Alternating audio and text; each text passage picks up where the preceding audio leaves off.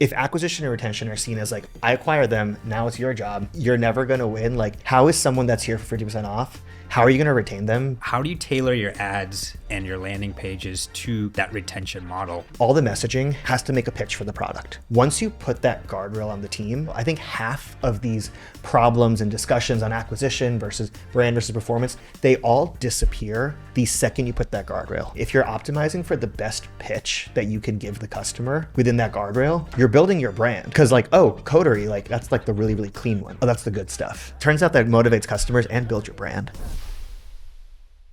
Welcome back to another episode of Chew on This.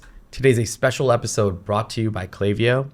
And we have Ankur Goyle, who is the SVP of Growth at Coterie. As we jump in, today we're going to be talking about some of the great things that go into retention marketing, pulling levers for LTV, and even some really cool, incredible insights that Ankur is going to be sharing while building Coterie. But before we get started, Ankur, for the few people who may not know you, can you give them a little bit of your background, what got you to Coterie, and what you've been working on while you've been there? Yeah, for sure. So my background has always been in scaling consumer brands. I started in big CPG, actually, and whether I was at the CPGs or consulting for them, kind of learned the little bit of the brand building, like how they think about things, and also kind of the areas where, hey, they weren't doing it the best anymore, and these digitally native brands were. Mm-hmm. And so hopped over to growth 7-8 years ago, really embedded into D2C subscription brands to figure out how to scale those brands, what are making some of the mistakes then, and then developing a really strong point of view on how would I scale these brands if this was a thing that I was owning more directly. Mm-hmm. And so once I had that point of view after 4 years, that's when I hopped to Coterie 4 years ago, and then owned Growth, which is like D2C revenue ever since. And it's been a great ride. We being like the team, the really strong Coterie team across all functions has really, in the 4 years, 15x the business. Wow, that's insane. Yeah, really, really proud of what we've accomplished and want to tell you guys more about it. Before we dive in, a quick word about today's sponsor, Klaviyo. In 2025, retention isn't optional. It's the growth engine for any brand that's serious about scale. That's why at Obvi, we use Klaviyo for all of our email and SMS marketing needs and to know what our customer are talking about. We're not just using Klaviyo to blast everyone the same promo code, but to make sure our message actually reaches the right people at the right time based on real customer behavior. Klaviyo combines real-time customer insights with AI to help us design smarter flows, create dynamic segments, and personalize every touch point based on what our customers are actually doing. It saves us time and helps us drive way more repeat business. Want to know more about your customer than ever before? Go to klaviyo.com/chewonthis to learn how. Now, let's get back to the episode. You talked a little bit about it, but like, I feel like anytime I talk to you, and I've gotten the opportunity and the pleasure to talk with you both on stage and in conversations, but you're like the first growth marketer that I've talked to that has always kept like retention very close. Like you talk about growth, but then you also talk about the importance of like the impact of, hey, well, how is churn looking, or how is this going to impact, the retention piece of it? And I just want to go, before we jump into like the strategies and stuff like that, like what is your true kind of philosophy and vision on like how you look at where acquisition sits versus where retention sits, at least under, the umbrella of a Coterie, because growth sometimes is only correlated to acquisition. Yeah. And I feel like sometimes that misses the point. So that's really funny you said that, because even the framing of the question was growth versus retention. And so like I keep on having, this is a foundational point. The growth team, there's acquisition and there's retention on the growth team. And so we'll talk about this in creating a culture for retention, like that. But those are not separate functions, because revenue growth is, in Coterie's case, revenue growth is probably more correlated with retention than it is acquisition. Our revenue has grown faster than our acquisition. Wow. Because the retention that's is really there. Cool. Yeah, and powerful. So that's the first foundational thing of like, you have to treat these both as levers to drive revenue. I think retention is a harder lever to move sometimes, but when you do it, from an EBITDA perspective, the contribution is gigantic, so it's worth it. Yeah. No, that's I love that line when you said your revenue has grown more than your acquisition, because I think so many of us get caught up in acquisition needs to fuel constant revenue growth. But no, that's incredible. Especially with these like D2C bros, it's always acquisition, acquisition, acquisition. And, what ends up happening is the retention piece never gets solved. And once your, acquisition slows down, which it will, there's nothing to fall back on. And I feel like this is just going to be a really good lesson for a lot of people that are starting D2C brands. Yeah, it's definitely a different model. Yeah. And so, I mean, if I was, this would be a very different conversation if I was in maybe a much more multi-SKU context and much more of a one-time purchase context. So like, everyone here with fashion brands, I don't envy you. And like, I mean, this isn't like, that's a different challenge. And I don't want us to say, this is a one-to-one copy and paste. And this, for what we're going to talk about, this might be more of the abstract the lesson versus copy the lesson. Right. But when you have in a subscription context, I think Obvi operates in that space, Coterie operates in that space.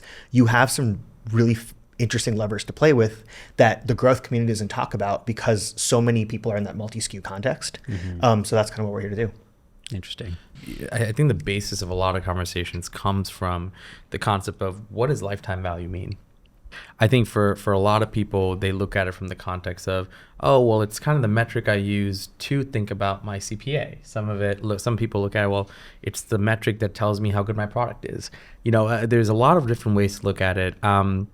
What's your philosophy on it? Talk a little bit about how you guys look at LTV at Coterie. Yeah. So I'm going to answer this mathematically, and then I can answer this philosophically. Sure. So I think mathematically will be less controversial, which is, although there is a bit here, sometimes people talk about LTV as their lifetime revenue metric, and they call it LTV. LTV needs to be your lifetime profit metric, which introduces a fun new lever because now gross margin becomes an input to LTV. Yeah. So that's how we think about it. And then I think the other thing to think about is also in terms of timescale, especially for diapers.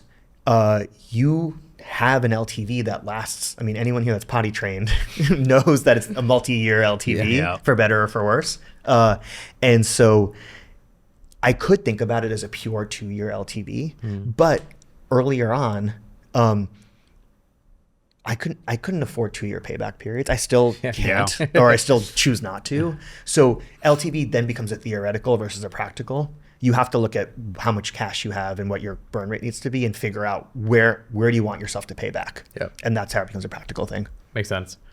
And now are you guys utilizing that from, like when you look at this metric, right?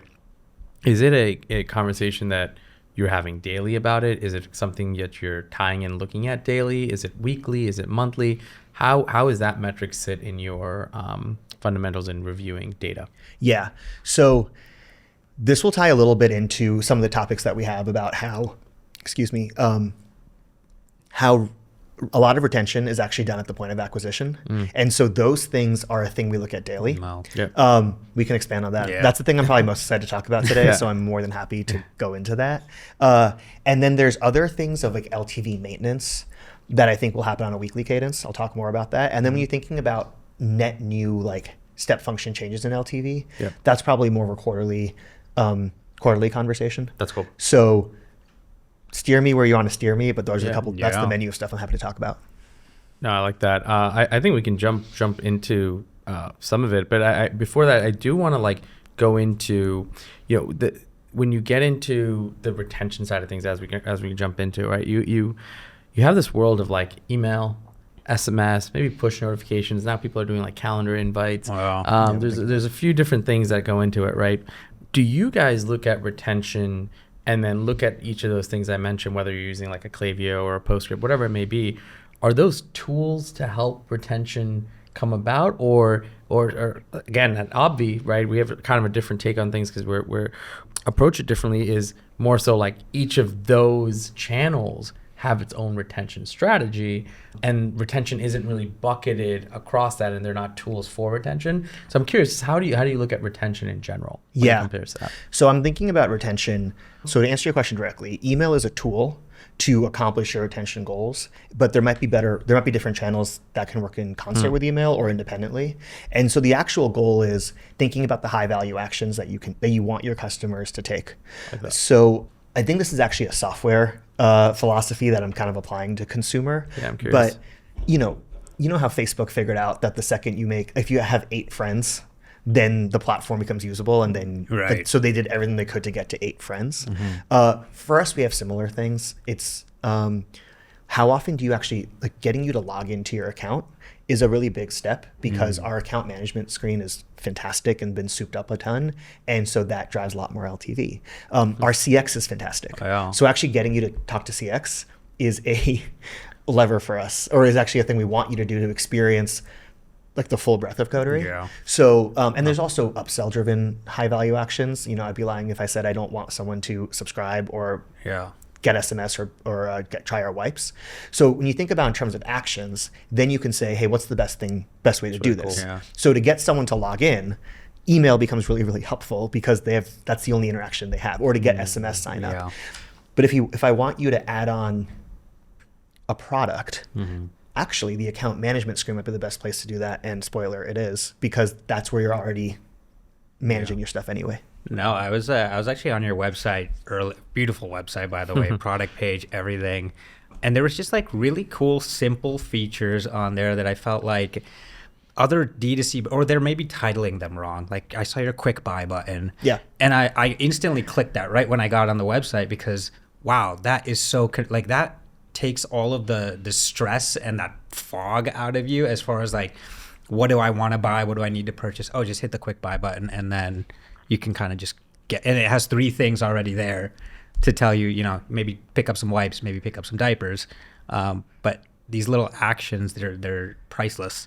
Yeah. So that was, this is interesting. And I this is part of the Coterie team being excellent. So like the Coterie team figured out an amazing new, just like upgraded site. And then it was kind of a baton toss to like, hey, growth, do what you want, figure out how to optimize this thing. And so quick buy was an optimization. But yeah, so that's step 1, which I think errs on, okay, maybe like D2C hacks a little bit, like cool, like that's like a quick thing. But then what we kind of realized is, and you kind of were a complete embodiment of this, is, this is for people that are looking for speed. So what do we do next? And so one thing that we're playing around with is like, hey, maybe quick buy, the options are a lot more bundles than they are like individual things, because that's actually what this person needs more. So this is not totally retention driven, but it's that acquisition point. Absolutely. What you acquire on sets the tone for the entire user journey and the retention of that person. Because now I know anytime I need to buy, it's not going to be this vicious cycle where I have to go looking for the product. If that initial journey was so simple, then all my journeys are going to be that simple. And I feel like you guys have done that. Yeah. Well, and that kind of speaks to the subscription piece as well, which is, so ideally, and we kind of figured this out a little bit by accident. I wish I could say this is all planned, but a Coterie buyer typically interacts with our website once or twice. Or the website that you interacted with.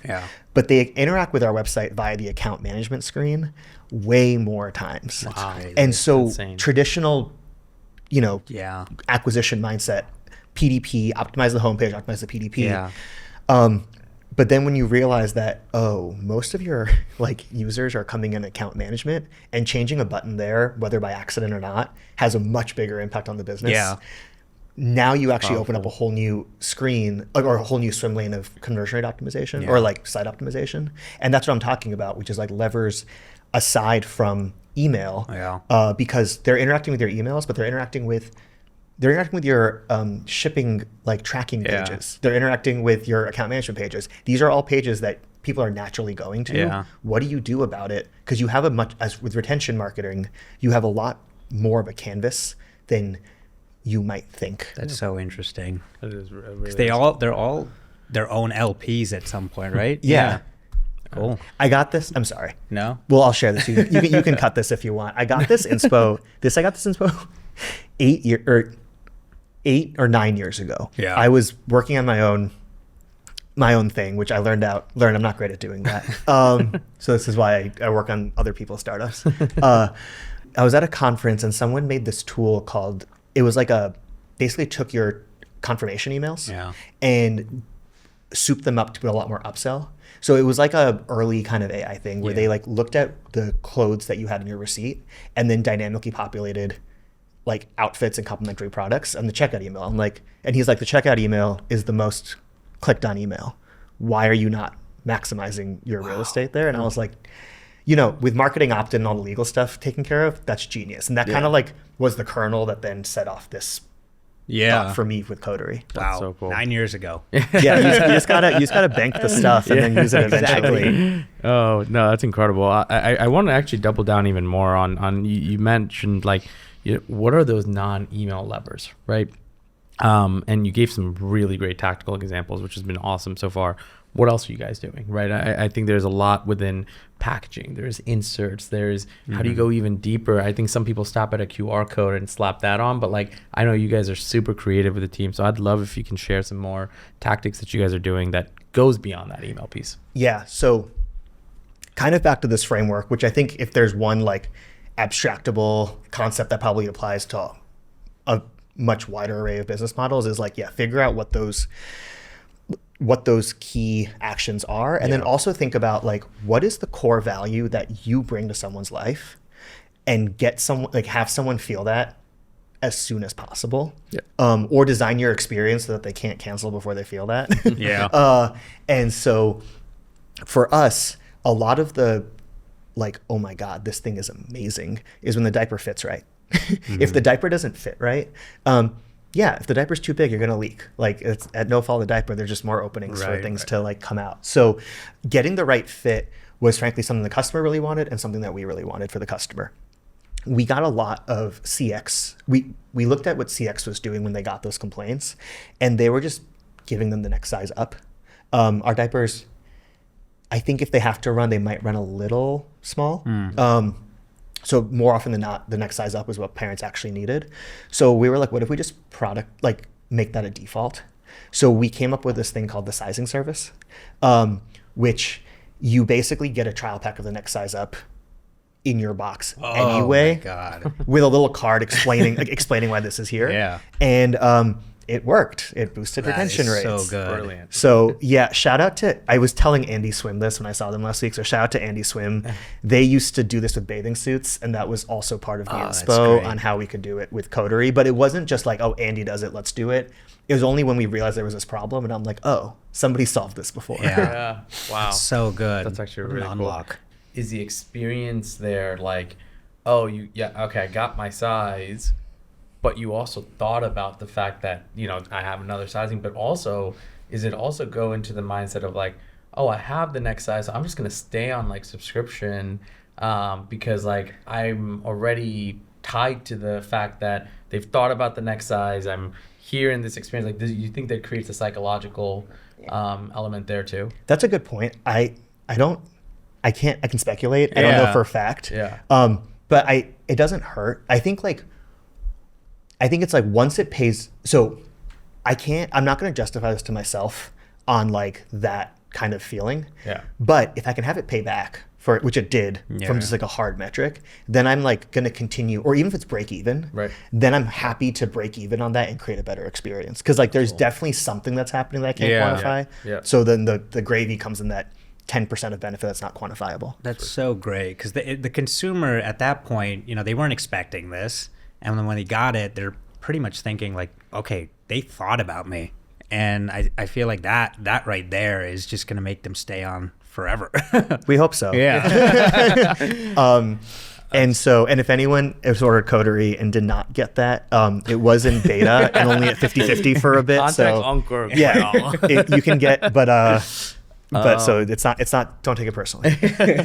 It's interesting because we had the founder of Lalo here too, Michael. And then we also had the founder of Modi Toys. And one thing that's really common in all this is you guys actually have like a middle step to your end customer. Your end customer is a baby or a kid, right? And like the person buying for that customer is the parent, right? And I think there is an element here where I always, and Michael had mentioned, he's like, we have the job of almost satisfying two people, right? There's almost two sets in your customer base. So I'm really curious, like, are there things where when it comes to even just the marketing side of it, or whether it's the retention layer of it, it's like, parents in themselves, I think when they find something for their kid, they're very happy, they're very sticky. Yeah. But that also makes it equal parts hard to get a parent off of a diaper they're happy with, right? And get them into here. So I'm also curious, like, how do you guys think of acquisition and then, of course, retention from that point of view of like, hey, we also want to get people who are not maybe happy with their diaper or not thinking about their diapers enough to get them onto Coterie, because it's its own marketing cue, right? Yeah, I think this speaks. So there's a couple of things in that question. One is, how do we deal with the fact that the end user of the product is different than the buyer? And I think with Lalo, for example, they have an older child using their product and a child that can actually give opinions. We are really, really focused on, you're typically engaging with Coterie when you're and discovering us when you're still in the pre-child having an opinion. Their skin definitely has an opinion on how it has rashes and all those things, right. but it's like, it's just a very, it's that kind of thing. Yeah. I noticed this with we launched the pant. This was been 3 years at this point. And then we saw videos of like UGC and we're like, and the child was saying how much they love the pant. I'm like, oh, right. That's different. Yeah. But that's definitely a retention thing, right? Because like our goal with the pant is you are sold on Coterie because of the diaper. Now let's just guide you to the pant at the right time. So I think leveraging the benefit to the child becomes a retention message. Yep. But you also said something interesting, which is like, is part of the acquisition strategy, just making people realize there's alternatives out there. And that is a whole thing. I mean, if you're happy with your diaper, listen, like, power to you. Yeah. As much as I would love for Coterie to like have 100% market share. Yeah. Power to you. Don't interrupt your child's routine. Yeah. Like a lot of parents just don't know. And that's kind of the state the industry is in. The diaper market was largely, I mean, disposable diapers were only invented like 2 generations ago, right? So like the idea that you now have even a higher level of functionality that your diaper can do more for you, that's part of the education. And that kind of speaks to how acquisition is one of these things with retention. The message that you acquire on creates different types of customer retention profiles. If someone is here because they're like, hey, listen, I heard Coterie is the diaper that like parents have less rash with this diaper. I heard that some people are saying they sleep better with this diaper, that's clean materials. Like I entered your store for that reason, and like now I'm buying this product, and then I had that experience. Congratulations, you're gonna have a really, really sticky customer. If a customer is here because you're either making a false promise or you're using, I'm gonna call it gimmicks for lack of a better word. I mean, I think discounting is a part of just retail. We don't have any sales or any big discounts, but like, yeah, if your message is buy this thing, you get 50% off, then that value disappears after the first box, and you haven't really told them why they should stay here beyond that. Like that's why they're here and they're doing their job. So you really have to think about your messaging, and that's kind of the thing too of like, how do you structure this? How do you think about acquisition and retention? If acquisition and retention are seen as like, I acquire them, now it's your job, you're never going to win. Like, how is someone that's here for 50% off, how are you going to retain them beyond just giving them 50% off their next box? Right. Like, That's so interesting, because so let's talk about, you said something really interesting in the beginning where it was like retention starts at the acquisition level. How do you tailor your ads and your landing pages to kind of that retention model? Yeah. So there are a couple of things. So some of this is guardrails, and then some of this is like things we have to improve or optimize. So one guardrail that we have on our team is all the messaging has to make a pitch for the product. And I'm not talking like, oh yeah, we said it won this award, here's 50% off. Like realistically, when someone sees this ad, the reason they're excited by this ad has to be, what's the pitch? Once you put that guardrail on the team, acquisition teams are fantastic at optimizing within whatever whatever bounds you provide.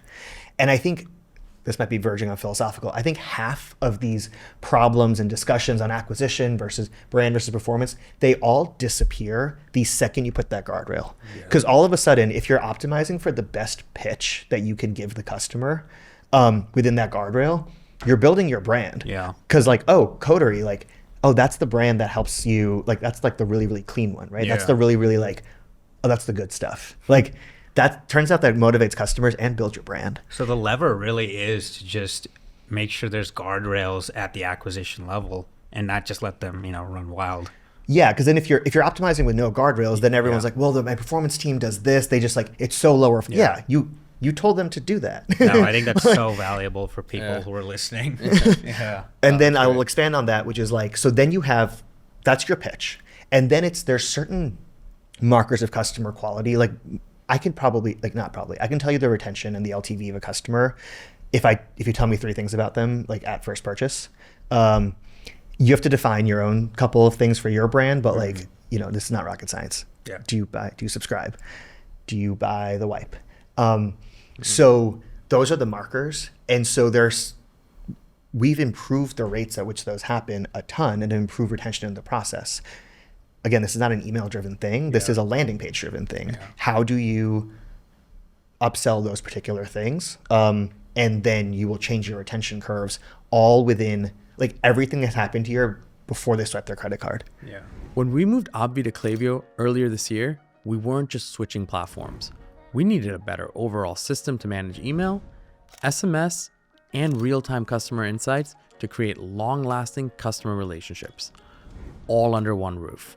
Since making the change, we've rebuilt our abandoned cart flows, created dynamic segments that tells us who's ready to buy again, and used predictive data to time our offers more effectively. The impact has been higher repeat purchase rates, better retention metrics, and even more control over how we grow our customer value. Retention isn't set it and forget it tactics anymore that used to work. It's a system that needs the right tools and infrastructure.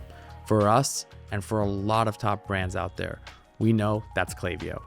If you want to turn retention into a growth engine, go to klaviyo.com/showonthis to learn more. Now, let's get back to the episode. When you talk about some of the elements of how you're getting people introduced into the idea of retention even early on, I'm really curious on the people who do churn early. Okay. Yeah. I think there's probably equal parts to learn from the people who churn than the people who stay on forever, right? Talk a little bit about maybe some of the things you guys have learned that were maybe not clear to the naked eye from the people who, hey, I bought these and I'm off subscription, let's say, right? Or maybe just bought once and left. Curious, what are some of the things you guys have found? Yeah. So I think part of it, this was the sizing thing that we talked about earlier. So, people were like, hey, listen, this just didn't work for me. And we looked at the people that were reaching out to CX for those problems and then developed that system. Yep. So I think that's kind of where you can look at what they're saying versus what then CX can add. And also, we have diaper experts on our team. So what the diaper expert can say, like, oh, this is why that's happening. Also from a product perspective. So when we launch a new product, looking at the feedback and churn reasons for a new product becomes really, really telling, Right. because we're actually making optimizations to the product in real time on that. Oh, that's awesome. As real time as you can Right. commercialize a product, but that's Still still 8 to like 12 weeks. still 8 to 12 weeks I'll take, So yeah. So that's a big thing that we learned from those people. And then I also think, I don't know if this falls into this bucket completely, but it's also the product that you give them. This might be a little counterintuitive, but I think like people will buy just kind of what's in front of them, and the retention profile will can dramatically change even if it's the same person. So this is a really, really funny example. We launched swim diapers last year, huge success. Yeah. And we're like, great, people know that swim diapers are not normal diapers. And 99 or 97% of people probably do. And I frankly, even the couple of percent of people that were interchanging them. So basically what we noticed was like a couple percent of people that would have just bought the diaper just started buying swim diaper. It's just like the day you launch it, you're like, hey, our full size diaper sales kind of just went down. Yeah. And the number stays exactly the same. And then swim diapers went out of stock because we sold more of them than we thought. And the diaper numbers went back up. So we're like, okay, cool. That's a clear proof point that there was this switching happening. I can see the logic, which is okay, let me try this brand out. I can buy the swim diapers out for like this price, but obviously it's just a very different value prop. That's what I mean. And so like the retention of those people is lower because you're buying a single pack of diapers and it's like not the aha like sleep benefit because like a swim diaper is not absorbing the way. It's not your hero SKU, right? Correct. Yeah, that's the main point of this. Like you have to know your heroes and you have to guide people. People will buy what's just in front of them. Yeah, exactly. And so, yeah, they're going to churn. And like, this might not be what they're telling you with their words, but it kind of tells you with their actions. Like, oh, if you buy this product, the churn rate is very different. Or like the return, you can't subscribe to it. So obviously the retention will be different. This is like, the product's amazing. Yeah. This is another thing. I think this is very tempting for a lot of people, especially again in subscription businesses. Every single data point is like, well, the majority of people don't want to subscribe. Yeah, good news. You have like 2% market share. If you build a product that like works for 20% of people, that is still wild, like success beyond your wildest dreams.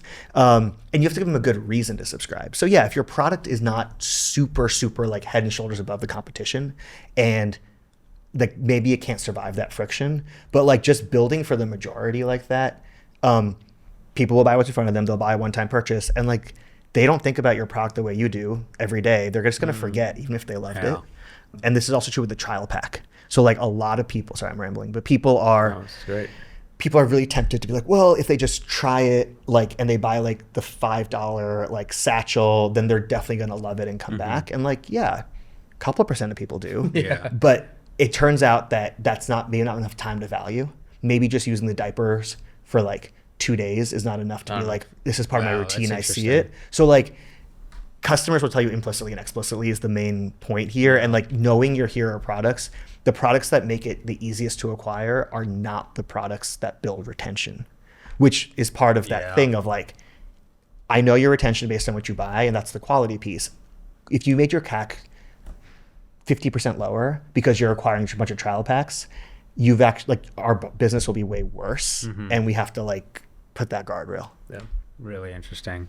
So powerful. I wanna have time for you had a pretty insightful moment and discovery between the size 4 diaper, and I want to get into a little bit of that. So if you can talk through what you learned from this discovery, and a little bit even about like the life cycle patterns and stuff that came out of it. So if you want to touch on that and set up the stage of what exactly you ran into.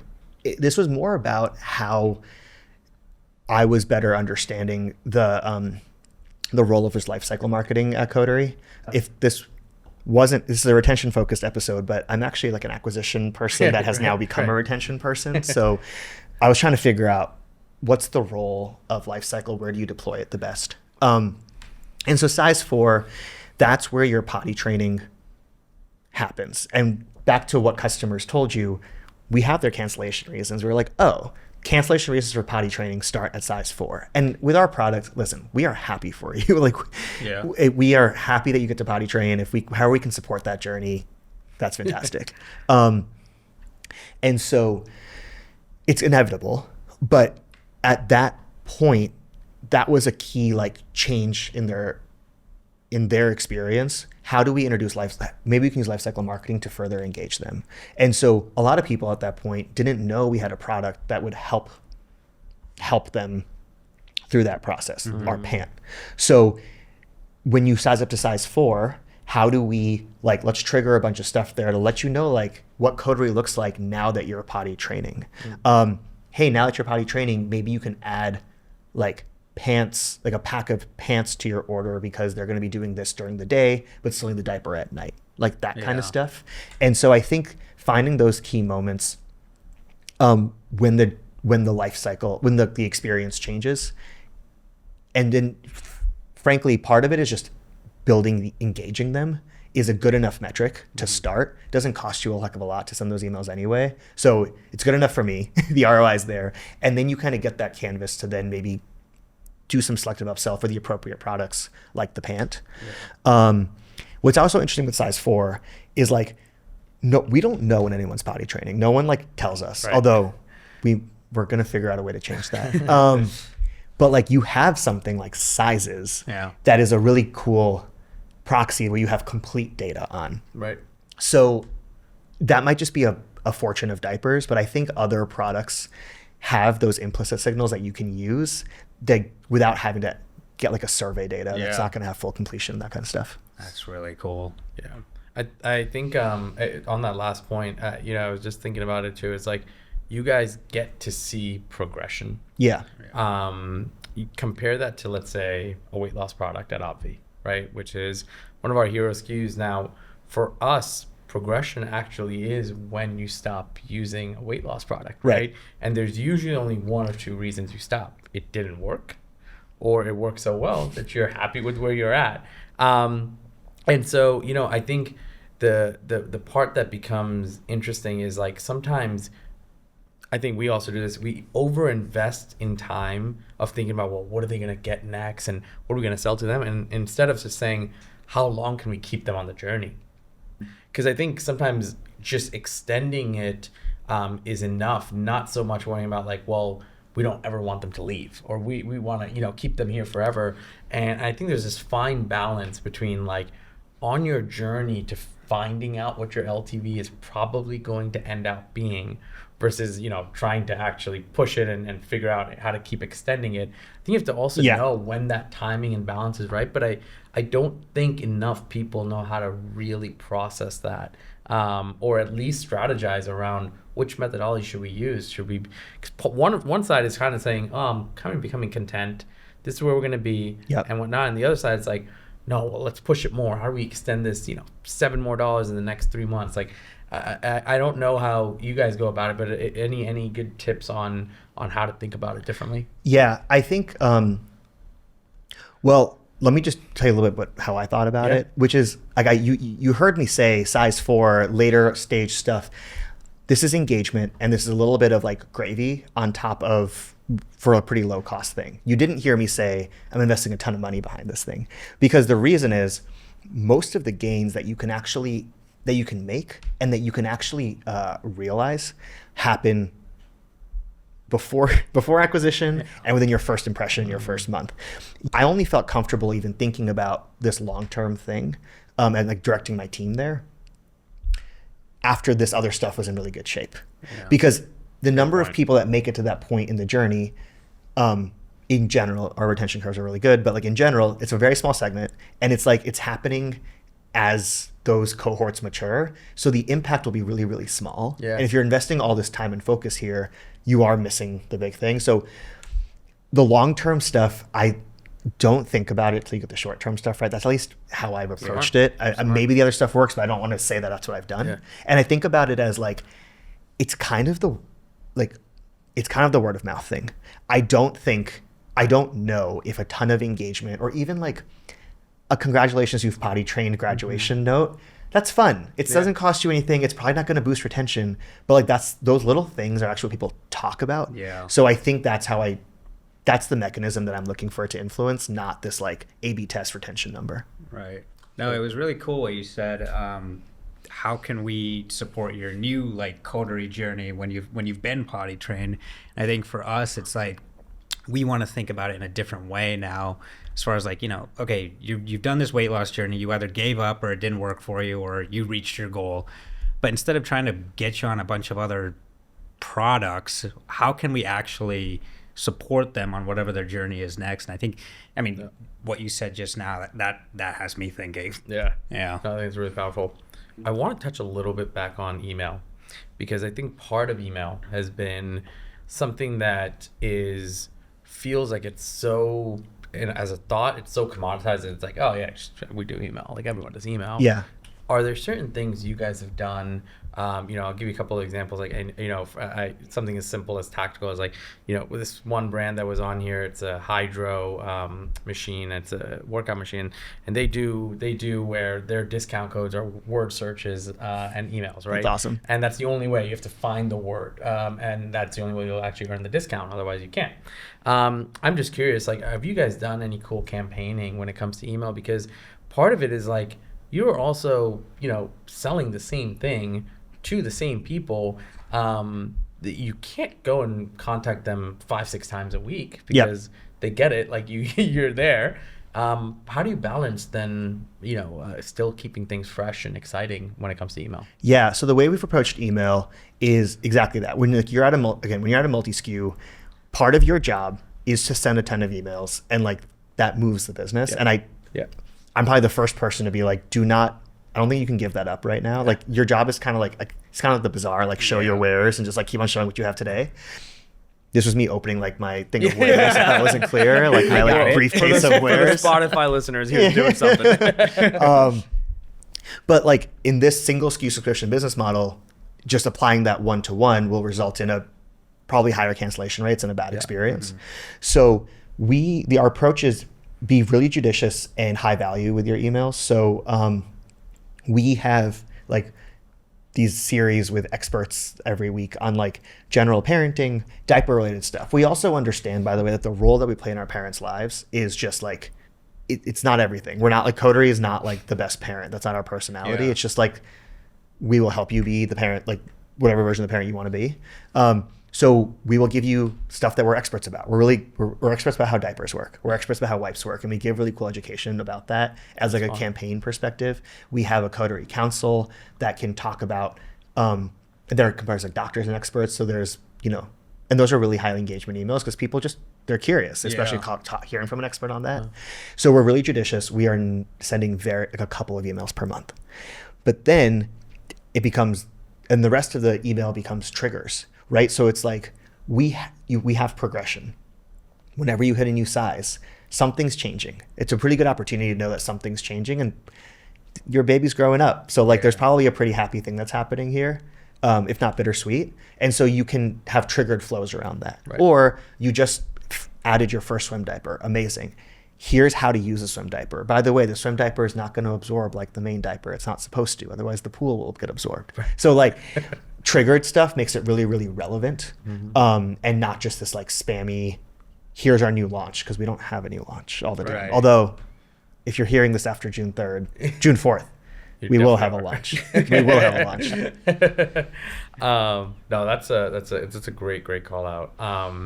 I do want to touch a little bit on, if we can, when it comes to not being distracted, right? Yes. We actually just had the founder of Dude Wipes on, Sean Riley, and it's been 11 years of him just selling Dude Wipes, and he's like, we've tried a couple of other things like shampoo, this and that, and we quickly shut it down because we realized there's a distraction. I think it's like, especially when you have a parent that's like staying with you guys for, months and months at a time with their baby growing up and stuff, you can easily get into the mindset of like, guys, we have this parent on the hook. Let's sell like baby food. Let's sell this, let's sell baby furniture. Let's sell, whatever else a baby may need. I'm sure you guys maybe tested or toyed around with the idea. Maybe you've even launched some stuff. But overall, outside looking in, you're ridiculously focused on being really good at diapers. So, and how and why does that culture come? Yes. So thank you. I really, this is so true. And I think everyone is like, oh yeah, to start up like ruthless prioritization is almost like meaningless because how often it's said and then not done. Yeah. It's true if you do it right, but it is really, really hard to say no to things. And more importantly, to get an entire org to consistently say no to things, or say yes to the right things. What I will say, thoughtful product innovation, I would be remiss if I didn't say thoughtful product innovation is a huge LTV lever. I talked about the pant. I talked about, even our wipes was an expansion at the time that they were launched. So if you want to improve LTV and create that step function, the right product can do it. But part of it's focus. If you have a ton of products in the categories, you don't have someone on the hook, right? Especially with a premium brand that's focused on, hey, we're better. You only have someone for the thing that you're excellent at, because in today's world, everyone can get access to the best. Yeah. There's like, you can just Google something else and find the best X.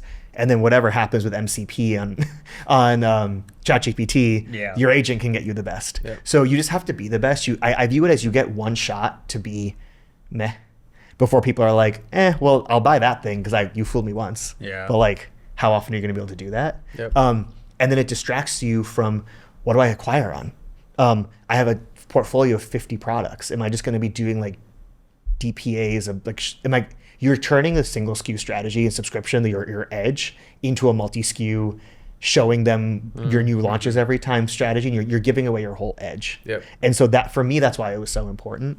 And that's where the brand building happens, and that's why people will actually take our new products, because they know we're being thoughtful, and we only launch them when we test them in home with users, only when they're like, wow, that's better than the other options out there. We've delayed launches if the product's not there. Wow. Okay. Oh, that makes so much sense, because I feel like, obviously it's tempting to get into multi-SKUs, but what you said there is so right. Yeah.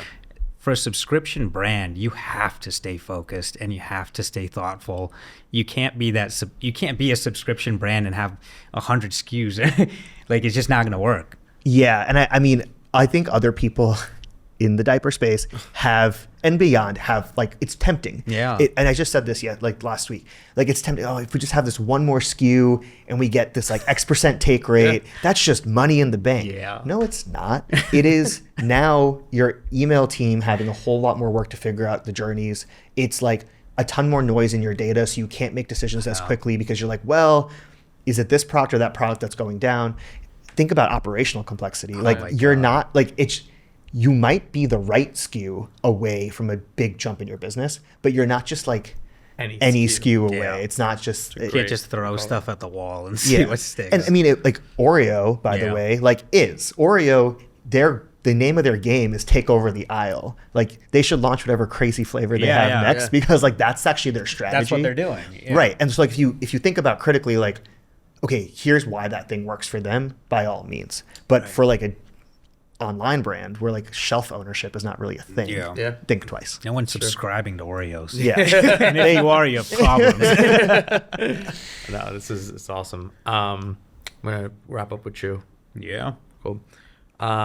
So Ankur, first of all, we've had 50 plus guests here, and we don't say this to everyone, but extremely tactical. Yeah. Like, you went right into it, no fluff, no nonsense. You really, really know your stuff, and I've known that for years now, getting to know you. Thank you. But out of all the things you shared, and you shared a lot, I'm really excited to even clip this up. But out of all the things you shared, what's that one thing you want people to take away? Something to chew on, something to go either apply to their business fundamentally, psychologically, philosophically, whatever it is. What's that one big takeaway? Yeah. I think the thing that would want the audience to know the most is that piece I said about acquisition, or retention starts at acquisition. And what that means, both like tactically and strategically, is figure out what are those markers of things at acquisition that create your best customers, and orient your strategy there. And don't think of them as separate teams. It's not a handoff. It's whatever you do, it's an assist. It's an assist. Yeah. Chew on that. If you want more from us, follow us on Twitter, follow us on Instagram, follow us on TikTok, and check out the website chewonthis.io.